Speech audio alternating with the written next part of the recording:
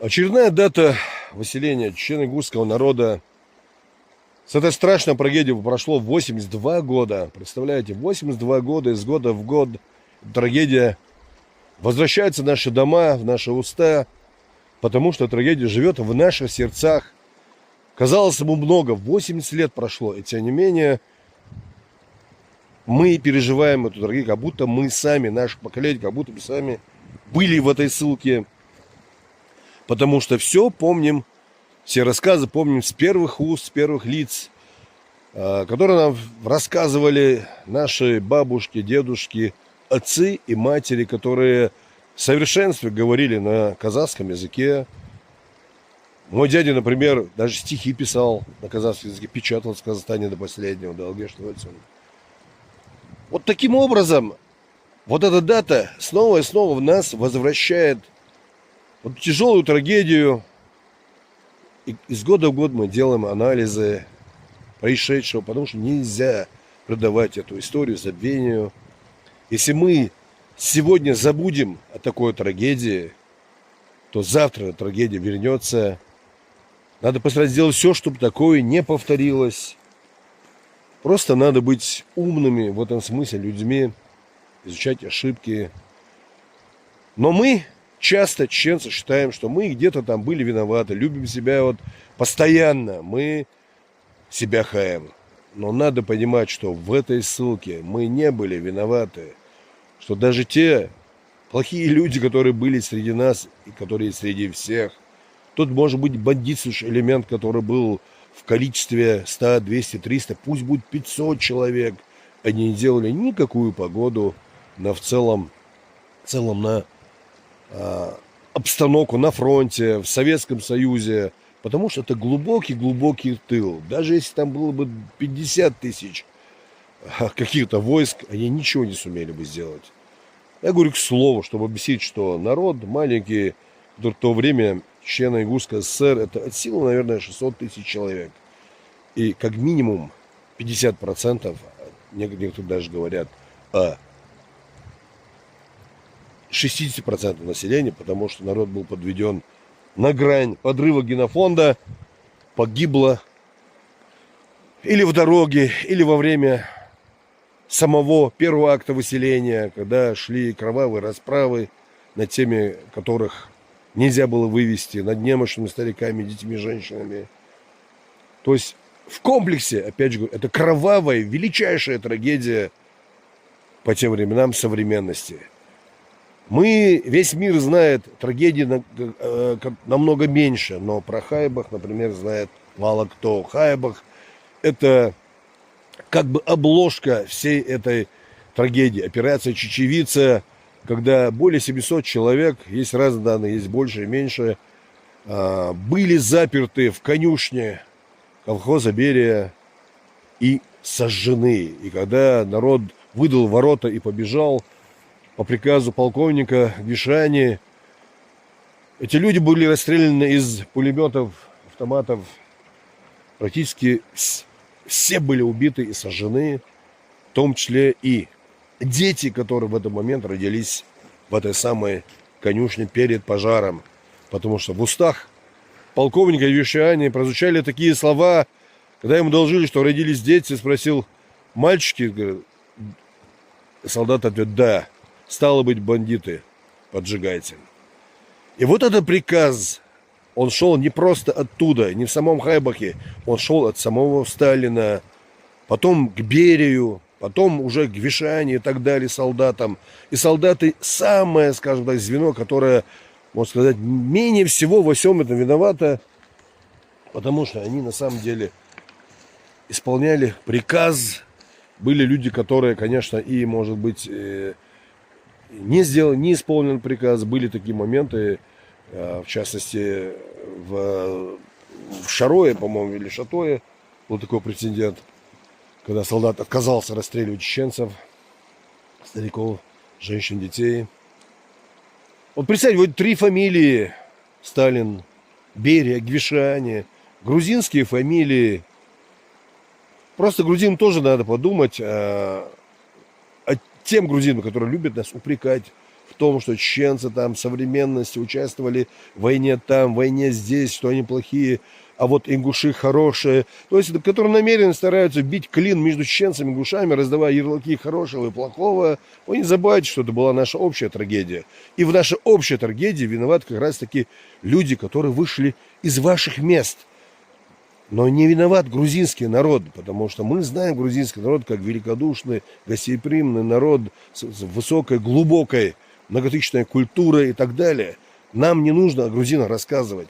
Но вот эти три фамилии виноваты в уничтожении, в геноциде и чеченцев и ингушей. И сегодня не стоит вбивать клин между нами, говоря, что вот чеченцы участвовали в современных войнах на стороне России, Абхазии, в Южной Осетии, а вот ингуши, видите ли, не участвовали. Да, не участвовали ингуши, потому что вместо батальона, который должен был пойти от Ингушетии, был собран еще один чеченский батальон, который, по сути, зная, опираясь, отталкиваясь от уже происшедшего конфликта, сино-ингушского конфликта, невозможно было участие ингушей в этом самом конфликте ни на какой стороне. Потому что получалось, что... В общем, даже не будем говорить, вы поняли, о чем я.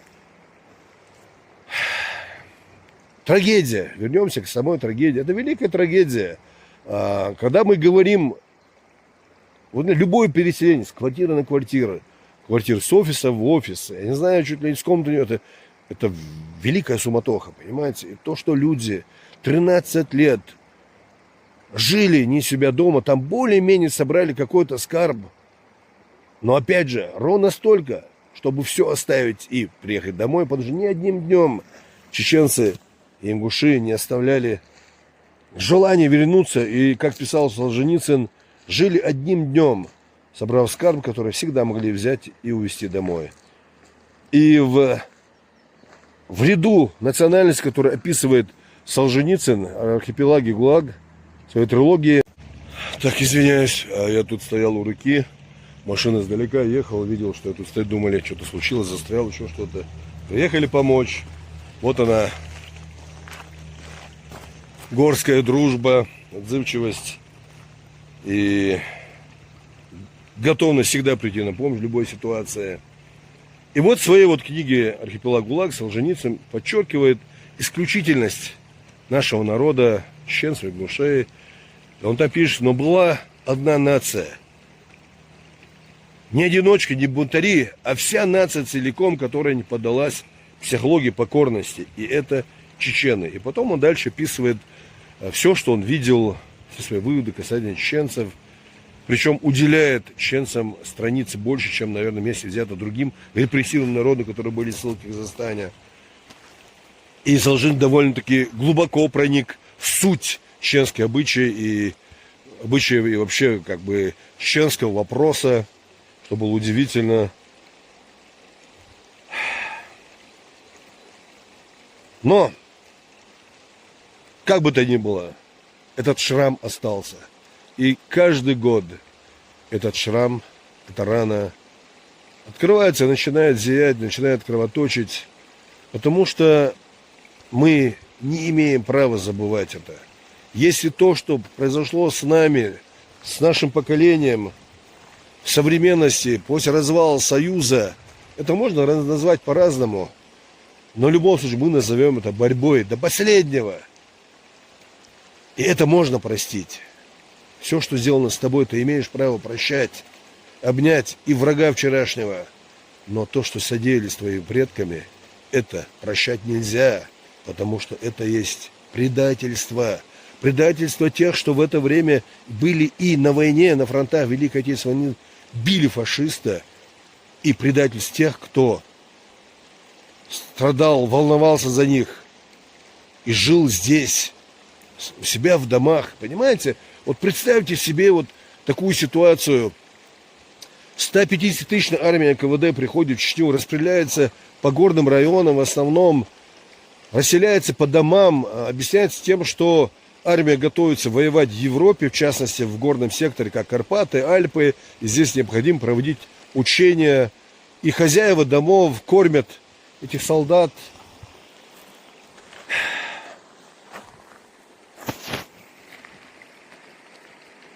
своих защитников, видя в них своих сыновей, братьев, дедов, которые десятки тысяч тогда чеченцев воюют на фронтах, как я вам уже сказал.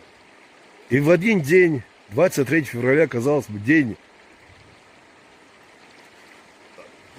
праздник, военный праздник, мужской праздник, который олицетворяет силу и мощь Советского Союза.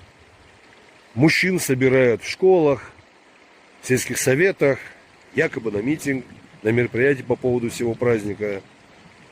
И арестовывают их всех, задерживают. А те люди, которые жили во дворах, захватывают, по сути, в заложники эти семьи, их семьи. У этих людей, конечно, нет выбора. Потом их загружают в машины, кого объединяя с семьей, кого нет. Дав на сборы буквально 10-15 минут. И что можно сделать за 10-15 минут, собираясь в дальнюю дорогу? Только одежду, да и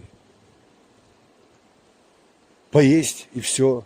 И сколько осталось необъединенных семей, когда мать была в гостях где-то у кого-то, дети были дома, и наоборот. Потом были моменты, когда находили друг друга, когда мать находилась в росе, выяснялось, что дети уже умерли, потому что в дороге умерло десятки тысяч людей от разных причин, от холода, голода, от разрыва определенных деликатных, грубо говоря, органов, потому что наша ментальность не позволяет исполнять определенные позывы тоже на людях.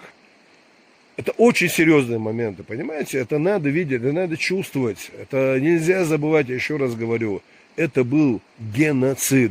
Но этот геноцид был во имя чего? Для чего? И почему?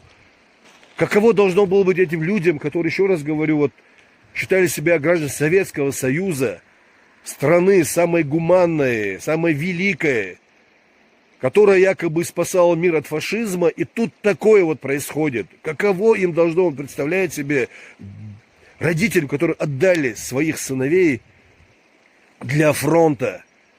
Я говорю, вот два родных брата моего отца, с моего двора, в котором я сейчас здесь введено живу, чуть дальше, они были на фронте. Один в Бресте пропал без вести, другой в другом месте.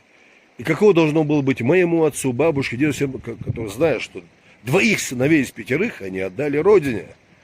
А потом, каково должно быть тем, кто на фронте, когда им сказали, что их народ выслан, обвинив в том, что они являются, целиком народ является врагом советского народа. Что можно придумать хуже, что можно придумать кощунственнее? Вот оно лицо вот того правительства, тех лидеров коммунистических. И кто бы мне сегодня не рассказывал про красоту Советского Союза, какие-то моменты позитивные, хорошие, да, они есть, без всякого сомнения, мы не можем убрать вот это вот оскал звериный Сталина и все его клики, которые просто репрессиями, уничтожением десяток миллионов людей приходили к своим каким-то политическим свершениям. Потому что не только чеченцы-ингуши пострадали ведь. И говоря о чеченцах-ингушах, поймите, я говорю также и о своих братьях и карачаевцах, и черкесах, и калмыках, крымских татарах, и немцах, и корейцах, и русских, миллионами высланных, уничтоженных, цвет, можно сказать, нации, интеллигенции. Страдали все. Просто вот этот момент, он очень яркий момент, потому что он происходил компактно, как-то несколько локально, и в большом количестве. Соответственно, это не сумели сокрыть. Особенно с учетом того, что времена поменялись. Что сталинская клика Хрущевым была объявлена антинародной. Так оно и есть на самом деле.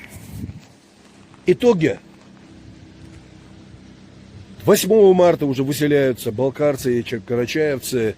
Эти народы стали близки для нас по многим факторам, и по этому фактору в том числе ближе, может, чем другие народы, которые были не высланы, потому что только те, которые прошли через этот ад, могут понять друг друга, потому что им рассказывали их родители про это, и нам рассказывали. Я сегодня, сокращая сяду с немцем, пойму это все. Но есть, к сожалению, братья, которые по другим параметрам являются братьями и геополитически, и религиозно, но этого не понимают, к сожалению, великому. Более того, обвиняют нас в том, что мы были высланы по делам, что Сталина до сих пор на нас не хватает, видите ли, что... Ну, это, ладно, другая тема, не будем касаться туда, хотя ее тоже надо будет затронуть. К сожалению, очень неприятная тема.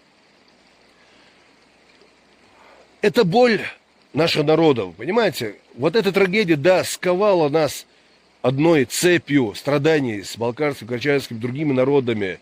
И, конечно, связала идеи, что нельзя это забывать, и нельзя допустить повторения всего этого. Но то, что случилось, оно уже случилось, из этого надо делать выводы. Даже, представляете, надо находить, наверное, даже какие-то плюсы, а иначе мы не были бы мусульманами, если из того, что уже произошло, не научены были бы вытаскивать какие-то плюсы, потому что все, что случилось, слава тебе Всевышний, мы говорим, алхамдулилlah.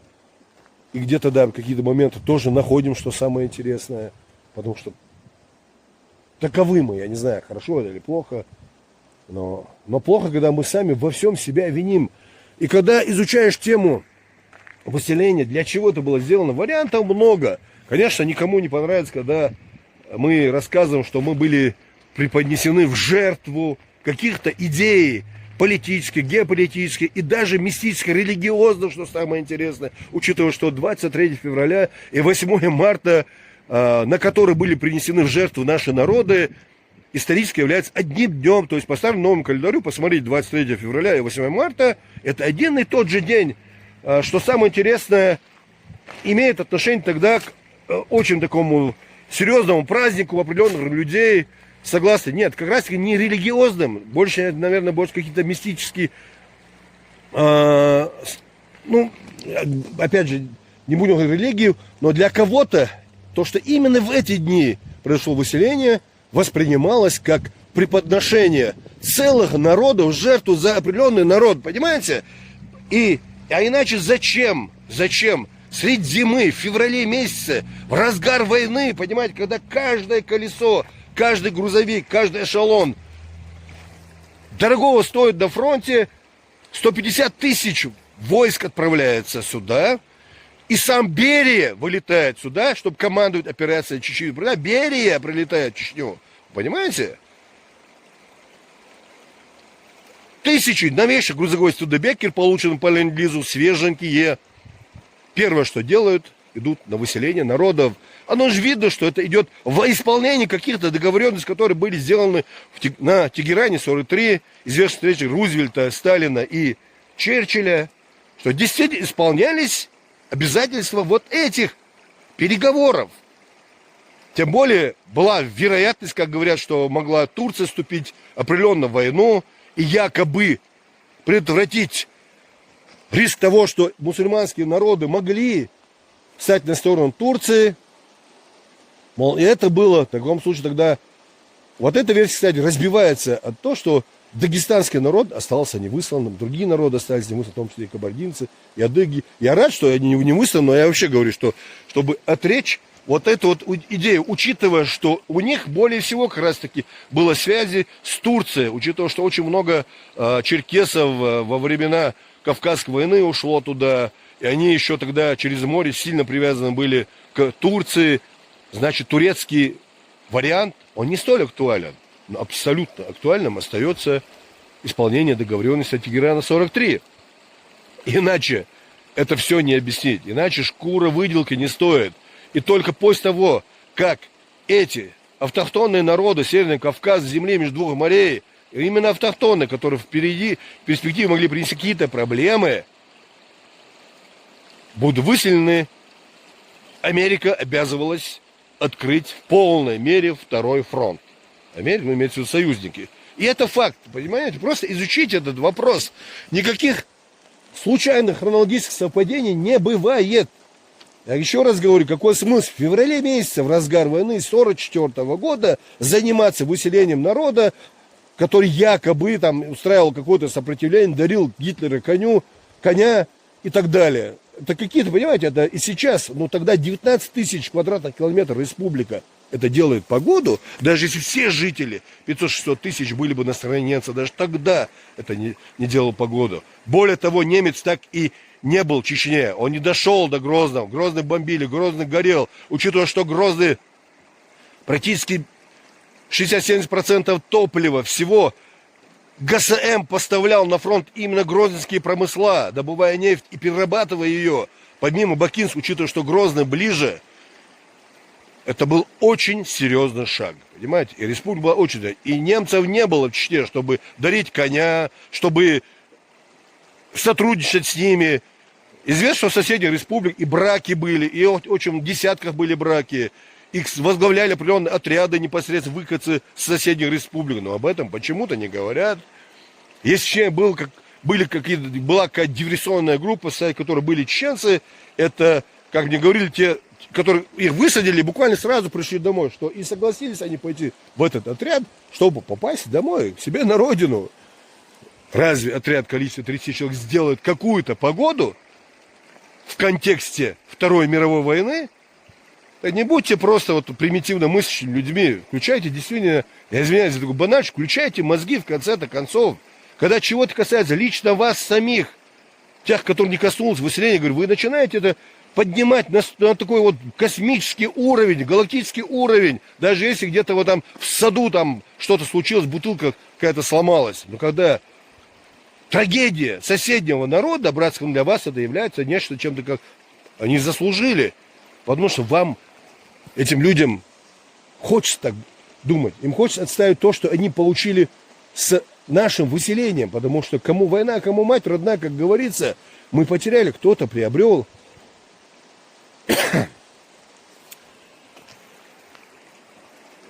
Это тяжелый момент на самом деле. Потому что выселение, оно закончилось. Мы вернулись, мы оправились.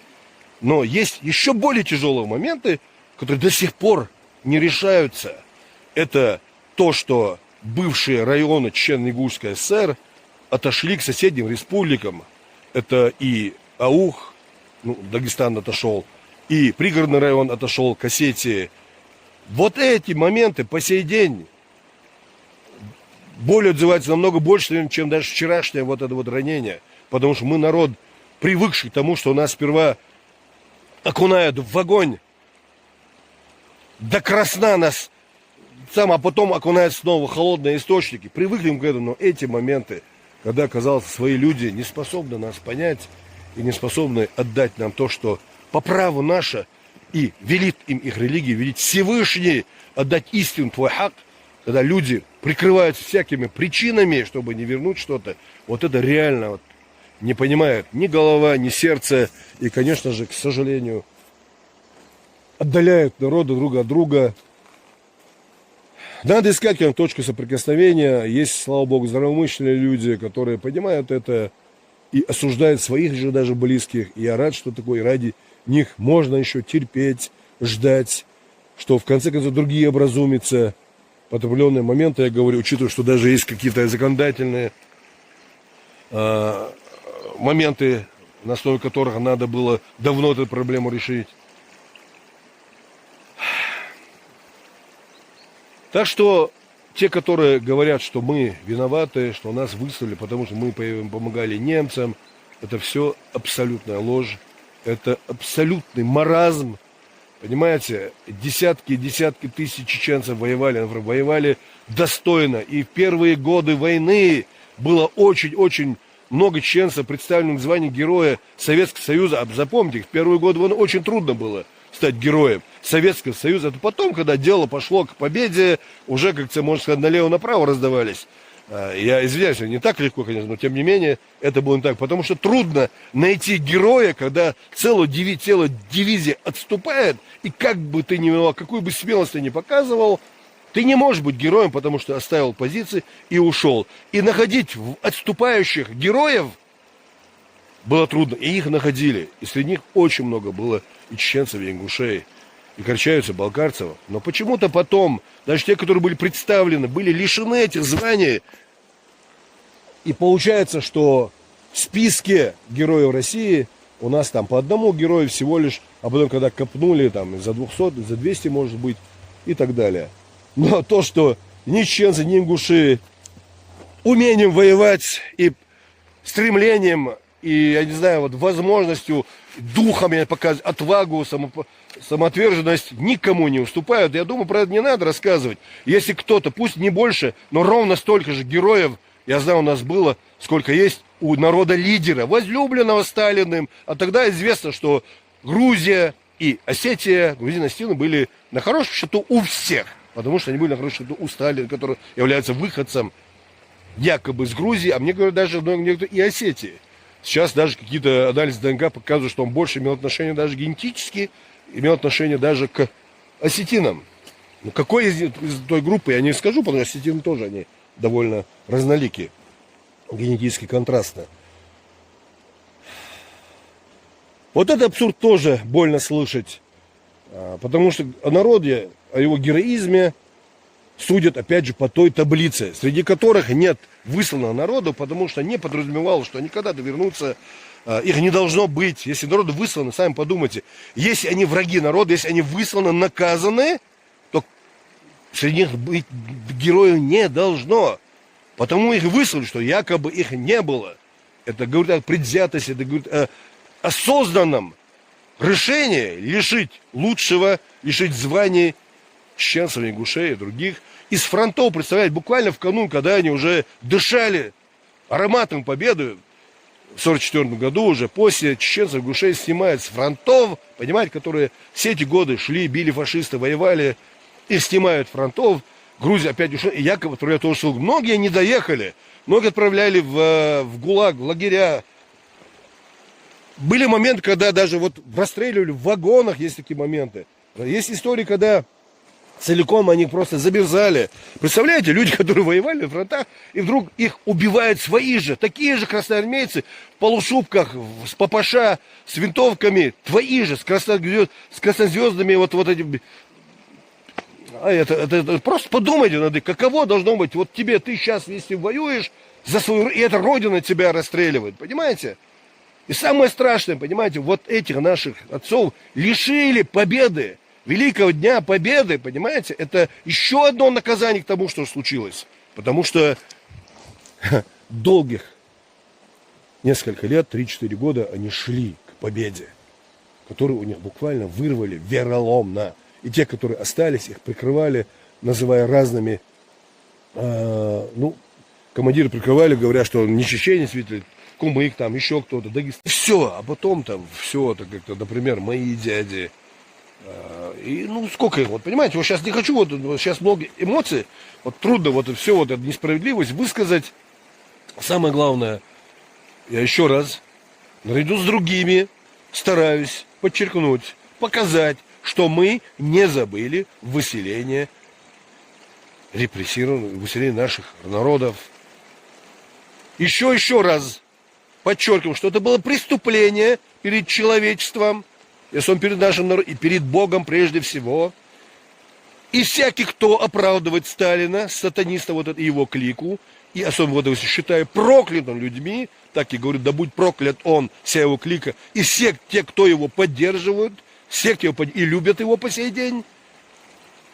Потому что от того, что человек пошел, зарезал кучу детей на краю где-то и пришел сегодня, скормил свежим мясом своих детей, не делают его хорошим человеком, хорошим семенином. Это надо понимать, что на совести вот этих людей десятки миллионов жизней.